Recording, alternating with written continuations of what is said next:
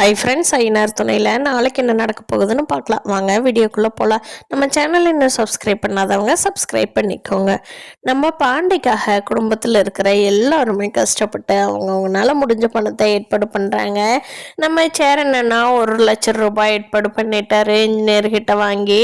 சோழனும் அவருக்கு முடிஞ்ச பணம் கிட்டத்தட்ட ஏற்பாடு பண்ணியிருக்காரு. நிலாவும் 60,000 ரூபாய் ஏற்பாடு பண்ணியிருக்காங்க.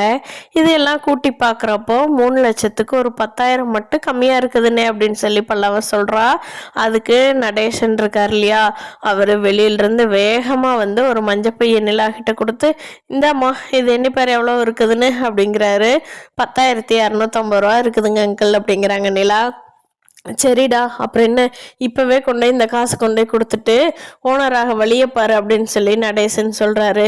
பாண்டிக்கு அப்படியே அழுக கலந்த சந்தோஷமாக இருக்குது.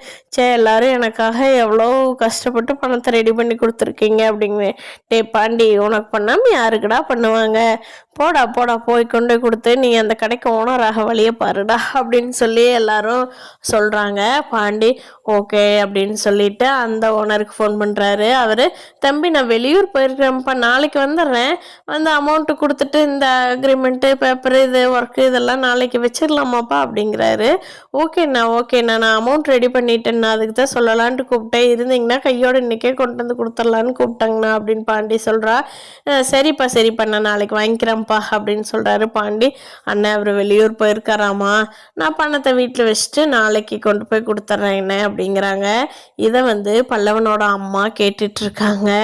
கேட்டுட்டு இருந்தவங்க, அப்பாடா இதுதான் நல்ல சான்ஸ், நம்மளுக்கு இதை விட்டு அந்த பணம் கிடைக்கவே கிடைக்காது, நம்மளால ஏற்பாடு பண்ணுறதுக்கு நம்மளுக்கு சக்தியும் இல்லை அப்படின்னு சொல்லிட்டு எல்லாரும் இன்னைக்கு வேலை கிளம்பி போனதுக்கப்புறம் இந்த பணத்தை எடுத்துக்கிட்டு நம்ம எப்படியாவது ஓடி போயிடணும் அப்படின்னு நினைக்கிறாங்க.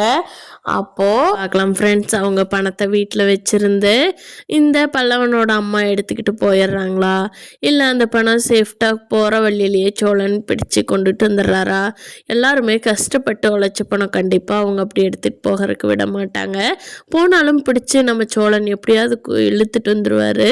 பார்க்கலாம் ஃப்ரெண்ட்ஸு, அந்த பணத்தை வச்சு அவங்க என்ன பண்ணுறாங்க, அவங்களோட உண்மையான ரூபம் என்னங்கிறத தெரிய வரப்போகுது. நடேசன் இப்போவே உண்மை சொல்லிட்டாருன்னா கூட எல்லாரும் புரிஞ்சிருப்பாங்க.